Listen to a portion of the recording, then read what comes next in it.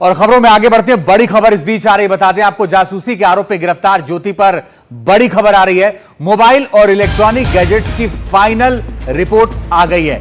Hisar police को final report मिली है। बड़ी और अहम खबर आपको बता दें, जासूसी के आरोप में गिरफ्तार ज्योति पर बड़ी खबर।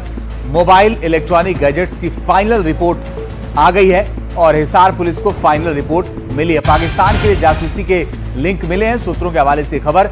फॉरेंसिक रिपोर्ट से जासूसी के लिंक मिले हैं, सूत्र बता रहे हैं। आईएसआई के प्लानिंग की एसेट थी ज्योति, सूत्रों के मुताबिक जानकारी मिली, यानी पूरा का पूरा कच्चा चिट्ठा खुल गया है और ये कहा जा सकता है कि ज्योति पाकिस्तान के लिए जासूसी कर रही है।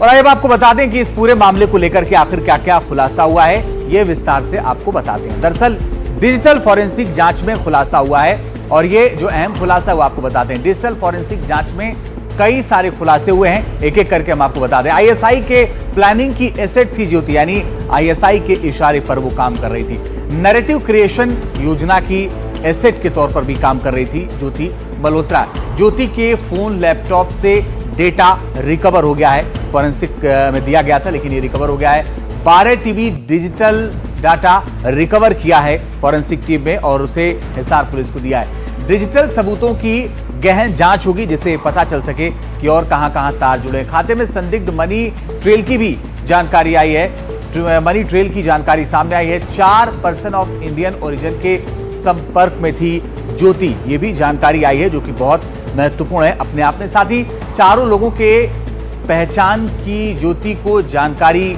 है, यानी पहले से ही सारी जानकारी। डिजिटल डेटा में ग्रुप चैट नहीं, 1-on-1 बातचीत है, कोई ग्रुप चैट नहीं, यानी कोई ग्रुप बनाकर बातचीत नहीं हो रही थी।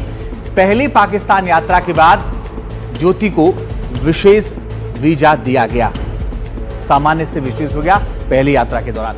आईएसआई पाकिस्तान गृह मंत्रालय की मंजूरी से उसे सुरक्षा भी वहां पर दी गई पाकिस्तान दौरे पर।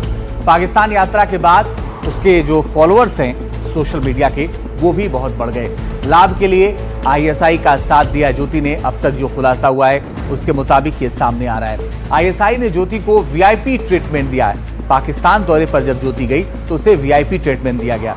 ज्योति पर पहले से थी सुरक्षा एजेंसियों की नजर, जो हमारे देश की सुरक्षा एजेंसियां हैं वो उस पर नजर रख रही थी ताकि ये पता चल सके कि क्या कुछ चल रहा है। और इस खबर पर और ज्यादा जानकारी के लिए हमारे सहयोगी इस वक्त मुकेश सिंह सेंगर जुड़ गए। मुकेश, बताइए क्या और जानकारी मिली है? तो बहुत साफ हो गया, वीआईपी ट्रीटमेंट, आईएसआई का सहयोग, सब कुछ था, मगर ये कैसे खुला और क्या क्या कनेक्शन और हो सकता है?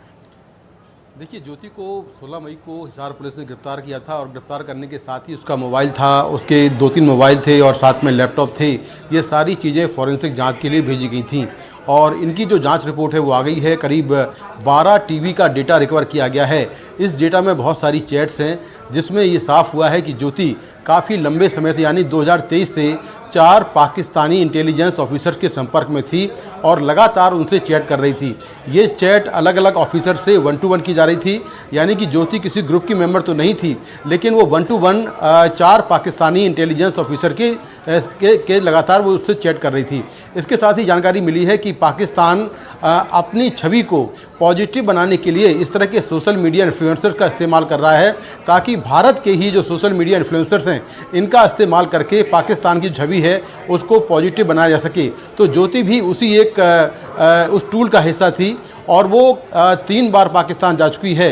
ये भी जानकारी मिली है इस जांच रिपोर्ट में कि ज्योति जो है उसको पाकिस्तान में जो सुरक्षा दी जा रही थी, जो वीआईपी ट्रीटमेंट दिया जा रहा था, वो सुरक्षा के साथ लाहौर के अनारकली मार्केट में घूम रही थी, जो जिसकी तस्वीरें और वीडियोज़ भी सामने आए हैं।